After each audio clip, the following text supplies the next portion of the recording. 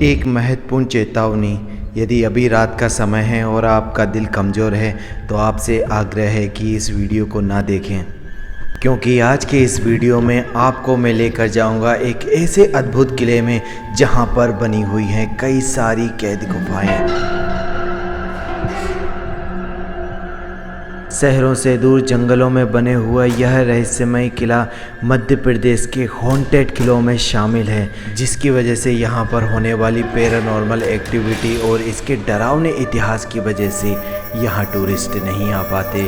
और यही वजह है कि यह किला अभी तक सुरक्षित बना हुआ है। स्थानीय लोगों का मानना है कि यहाँ पर तहखाने में कई सारा धन गड़ा हुआ है, जिसको कई बार तोड़कर निकालने की कोशिश भी की गई है, पर यहाँ के लोगों का मानना है कि यहाँ से एक कील भी नहीं जा सकती है। यहीं पर एक ऐसा तहखाना भी बना हुआ है और एक ऐसा दरवाज़ा भी बना हुआ है जिसे खूनी दरवाज़ा बोला जाता है, और वहाँ से हमेशा खून टपकता रहता था। और यहाँ पर कई सारे आपको इस तरह के तहखाने मिलेंगे जहाँ पर चमगादड़ों का झुंड आपका स्वागत कर रहा होगा। मेरी तो हिम्मत नहीं हुई कि इस तहखाने के और अंदर तक जा सकूं, मगर अगर आप में हिम्मत है तो आप जरूर आकर इसमें जाकर देख सकते हैं। इस महल में सुख सुविधाओं के सारे इंतजाम किए गए थे, जैसे कि यह महल देख सकते हैं। यहाँ की छतों पर बहुत ही सुंदर कार्विंग की गई है और राजा रानी के रहने के लिए, हवा के लिए यह एक बालकनी बनाई गई थी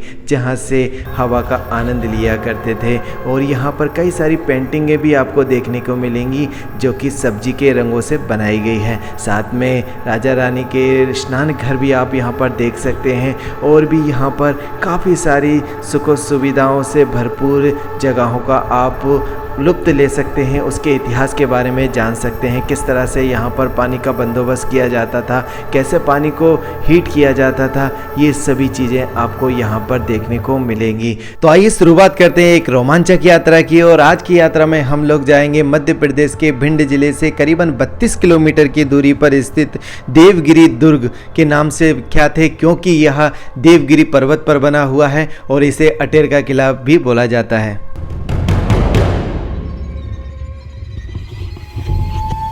तो अभी हम लोगों ने प्रवेश कर लिया है अटेर फोर्ट में, जिसे देवगिरी दुर्ग भी बोला जाता है। और ये सामने जो आप गेट देख रहे हैं ये मेन गेट है, यहाँ से एंट्री होती है और उसके बाद में आप दुर्ग में प्रवेश कर सकते हैं। इसमें आने के 4 द्वार हैं, पर ये जो मेन द्वार है यहीं से एंट्री होती है और यहीं से हम लोग आते हैं। तो सबसे पहले यहाँ पर आते ही आपको मैं जो अनोखी चीज़ दिखाना चाहता था वो मैं आपको दिखाऊँगा, पर उससे पहले यहाँ पर कुछ गवर्नमेंट के द्वारा सूचना पटल पर कुछ इन्फॉर्मेशन दी गई है दुर्ग के बारे में कि इसे कब बनवाया गया था और किसने इसको बनवाया था। तो ये सारे विवरण मैं आपको इस वीडियो में आगे भी बताता रहूँगा। तो सबसे पहले हमें जो मिलता है वो यह गेट मिलता है, जिसे कि खूनी दरवाज़ा बोला जाता है, मेन दरवाजे के बिल्कुल सामने बना हुआ है। और यहाँ से देख सकते हैं वो सामने मेन दरवाज़ा है, और वहाँ से आते हैं तब ये हमें सबसे पहले जो दरवाज़ा मिलता है ये खूनी दरवाज़ा ही मिलता है। और खूनी दरवाजे की यदि कहानी की बात की जाए तो ऐसा माना जाता है कि जो राजा के गुप्तचर या जासूस हुआ करते थे वो जब अंदर आया करते थे उससे पहले यहाँ पर गेट पर उन्हें एक कटे हुआ भेड़ का सर दिखाई देता था, और जो कि उन्हीं के लिए बनाया रहता था या फिर उन्हीं के लिए टांगा जाता था। और उसी सर के नीचे एक बड़ा सा बर्तन रखा रहता था जिसमें खून टपकता रहता था, और उसी खून से तिलक कर कर राजा को सूचित किया जाता था या जो भी घटनाएं हो रही हैं उसके बारे में अवगत किया जाता था। तो अंदर आते ही सबसे पहले आपको ये देख सकते हैं इस तरह की गुफाएं सी बना रखी हैं। ये गुफाएं नहीं है, दरअसल ये जो सैनिक यहाँ पर निगरानी किया करते थे उनके ये घर बना रखे, यहाँ पर वो विश्राम किया करते थे। तो इस तरह के कुछ बने हुए हैं जो कि जासूसों के लिए भी इस्तेमाल किए जाते थे। तो इसी अगर गेट से हम अंदर जाते जाएंगे तो और भी आपको कुछ रहस्यमय चीज़ें यहाँ पर देखने को मिलेंगी। देख सकते हैं कि इसकी जो कारीगरी की गई है वो बहुत ही शानदार से की गई है, और यहाँ पर डिज़ाइनिंग वगैरह की भी बहुत ज़्यादा ध्यान रखा गया है। तो देख सकते हैं अब इस तरह से हम जब अंदर आते हैं तो सैनिकों के लिए ये पूरा कक्ष बना हुआ है जो कि पूरा खंडर के रूप में बदल चुका है, और बहुत ही ज़्यादा डरावना दृश्य यहाँ पर रहता है, क्योंकि यहाँ पर बहुत ही कम लोग टूरिस्ट और जो भी लोकल लोग होते हैं वो बहुत ही कम लोग यहाँ पर आते हैं। उसी वजह से यहाँ पूरा खाली बना रहता है और इन जगहों पर घूमने में भी आपको डर लगता है। तो यहाँ पर जो सबसे ज़्यादा डर लगता है वो मुझे इन चमगादड़ों से लगता है, जो कि यहाँ पर दीवारों पर और छत छतों पर बहुत ही ज़्यादा मात्रा में आपको देखने को मिल जाएगी। और जो नीचे आप काला काला देख रहे हैं ये सब चमगादड़ की गई जो सिट होती है वो डली हुई है और बहुत ही ज़्यादा यहाँ पर बदबू भी आती है। तो डरावने के साथ में यहाँ पर थोड़ा सा बदबू की वजह से आप बहुत अंदर तक नहीं जा पाते हैं। मैं बहुत अंदर तक नहीं जा पाया था, मुझे भी थोड़ा, हालांकि मैं इतना ज़्यादा डरपोक नहीं हूँ, पर फिर भी यहाँ का जो माहौल है और यहाँ की जो कहानियाँ सुनी हुई हैं उस वजह से मन में थोड़ा सा भय रहता है।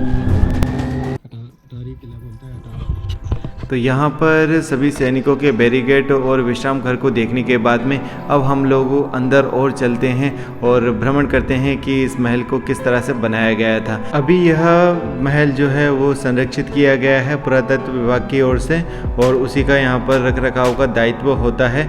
हालांकि इसमें बहुत अधिक सुधार करने की आवश्यकता है। तो यहाँ से देख सकते हैं कि इस तरह की बैरिकेडिंग या फिर बोल सकते हैं कि सैनिकों के आने जाने का ये रास्ता बनाया हुआ है, जहाँ से सैनिक पूरे महल की रक्षा किया करते थे या सुरक्षा दिया करते थे। तो कुछ इस तरह से पुराने ज़माने में इसको बनवाया गया था।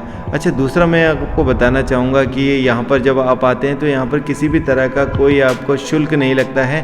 तो ये थोड़ा सा दूर भी है और यहाँ पर कम लोग आते हैं। अगर आप चाहें तो आप पूरी फैमिली के साथ में यहाँ पर आ सकते हैं। तो ये देख सकते हैं यहाँ पर बरसात के समय में पूरा हरा हो जाता है और अभी बरसात होने वाली है तो उस समय यहाँ पर पूरा हरा भरा हो जाएगा और उस समय देखने पर आनंद और भी अधिक आएगा।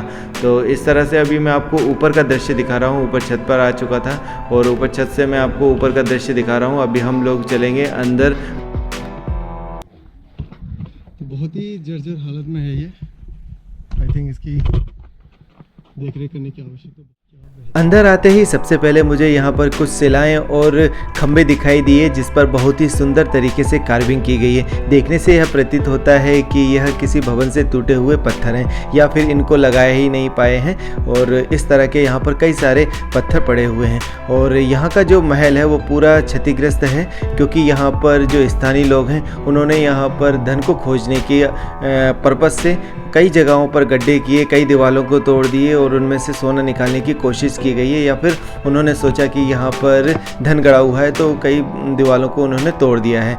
तो ये इस तरह की यहाँ पर खंडर में पूरा बदल चुका है। पर यहाँ का जो मेन जो घर है या बोल सकते हैं कि जहाँ पर राजा रानी रहा करते थे वो अभी सुरक्षित स्थिति में है। तो वहाँ पर हम लोग चलते हैं और ये देख सकते हैं आप कितना सुंदर तरीके से इसको बनाया गया है। यदि हम इस किले के इतिहास के बारे में बात करें तो इसको राजपूत भदौरिया राजा बदन सिंह ने लगभग 1664 से लेकर 1668 के बीच में बनवाया गया था। तो महल में प्रवेश करते ही आप देख सकते हैं ये दीवाने आम है जहां पर राजा बैठकर आम जनताओं की समस्याओं को सुना करते थे और उनका समाधान भी किया करते थे। अगर हम यहीं से अंदर के साइड में आते हैं या अंदर की तरफ जाते हैं तो हमें दिखाई देगा दीवाने खास, जो कि उन खास लोगों के लिए बनाया जाता है जो कि राजा के राजशाही का पार्ट हुआ करते थे या फिर दूसरे प्रदेशों से या दूसरे राज्य से आने वाले जो मेहमान हुआ करते थे उनसे यहाँ पर मुलाकात किया करते थे।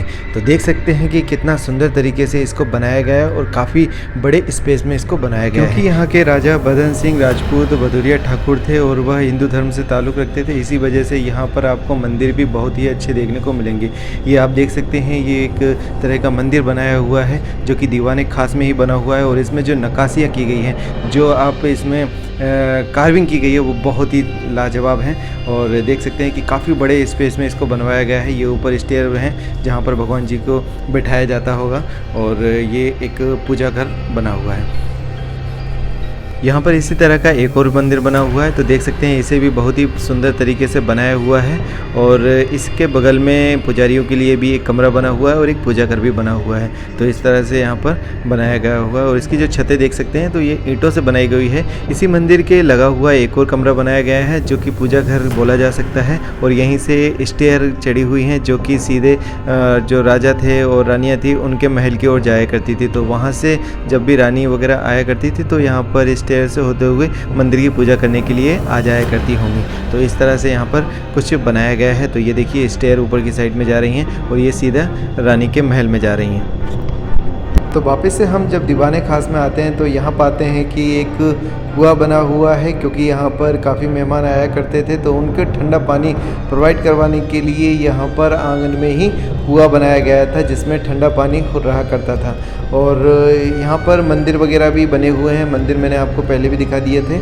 आइए अब हम लोग चलते हैं बारह खंबा महल देखने के लिए, जो कि ऐसा मानते हैं कि जो राजा थे, रानी थे और उनके जो परिवार थे उनका पर्सनल ऑडिटोरियम हॉल हुआ करता था, जहाँ पर वह अपने सांस्कृतिक जो कार्यक्रम हुआ करते थे या फैमिली के जो कार्यक्रम हुआ करते थे, फंक्शन हुआ करते थे, उन सबको अटेंड किया करते थे। तो देख सकते हैं यहाँ पर आते समय आपको छोटे छोटे कमरे दिखाई देंगे जो कि एक तरह के गेस्ट रूम भी हैं। और यहीं से होते हुए जब आप छोटे छोटे गलियारों से होते हुए जाएंगे तो आप पहुँच जाएंगे बारह खंबा महल, जो कि बहुत ही शानदार तरीके का बनाया हुआ है। काफ़ी ज़्यादा इसमें स्पेस दिया गया है और आंगन की सुविधा दी गई है। साथ में चारों तरफ छोटे छोटे कक्ष बनाए गए हैं जो कि दिखने में बहुत ही ज़्यादा सुंदर प्रतीत होते हैं। महल में अगर और कक्षों को देखा जाए तो उनकी जो छतें हैं उनको ईंटों से बनाया गया है, ईंटों से चिपका कर उसको शेप देकर बनाया गया है। जबकि बारह खंबा महल में अगर आप देखेंगे तो यहाँ पर पट्टियाँ ऊपर छतों पर लगाई गई हैं। बारह खंबा की अगर छत पर जाएंगे तो ये करीबन 1 से 2 मंजिल का बना हुआ है और यहाँ से जो व्यू है वो भी बहुत ही शानदार मिलता है। और यहीं पर एक वॉच टावर भी बना हुआ है जहाँ से जो सिपाही लोग हुआ करते थे वो निगरानी किया करते थे।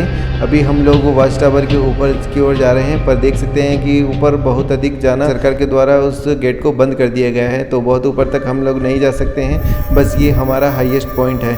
तो यहाँ से देख सकते हैं कि किस तरह से झरोखे बनाए गए हैं जहाँ से बहुत ही ठंडी हवा इस समय भी आ रही थी।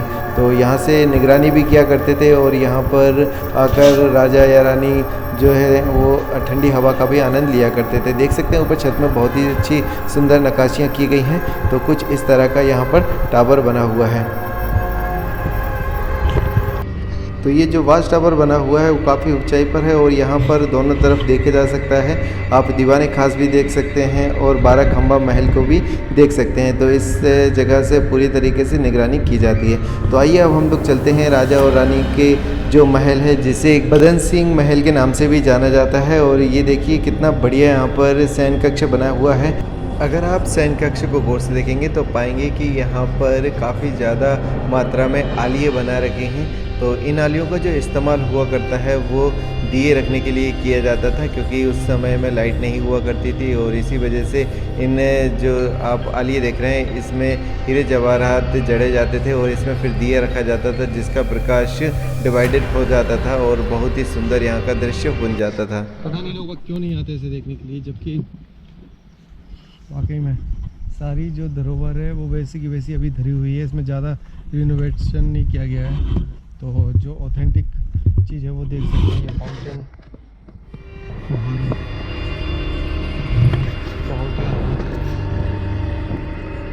पूरे महल को विज़िट करने के बाद में अब हम लोग महल के उस भाग में जाते हैं जो कि बहुत ही ज़्यादा डरावना है।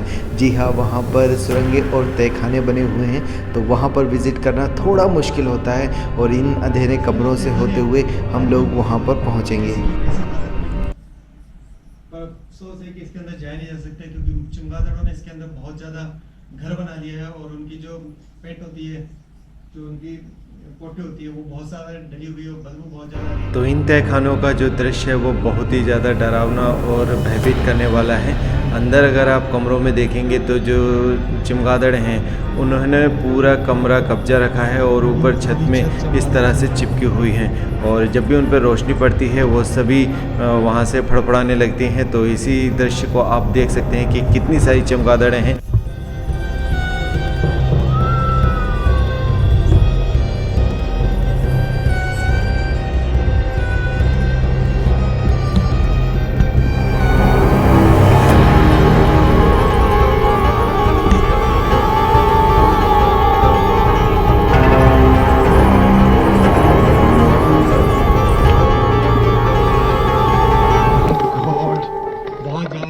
चमगादड़ पूरी चमगादड़ों से भरा हुआ है।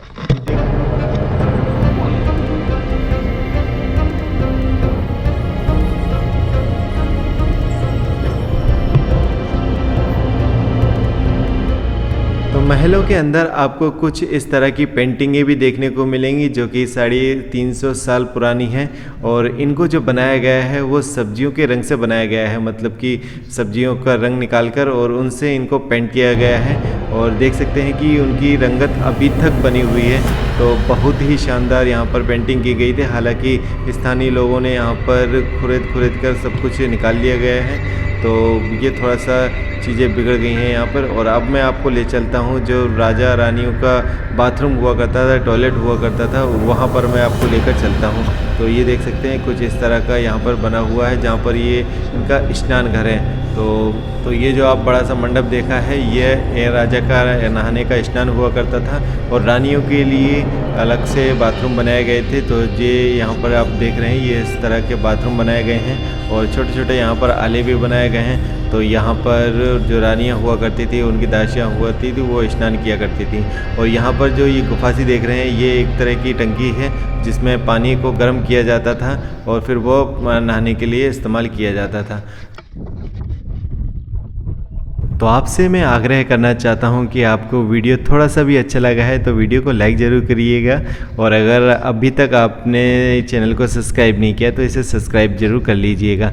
मैं हमेशा इस तरह के कंटेंट बनाता रहता हूं, तो आशा करता हूं कि आपको मेरा सपोर्ट करेंगे और थैंक यू सो मच आपने ये वीडियो को देखा।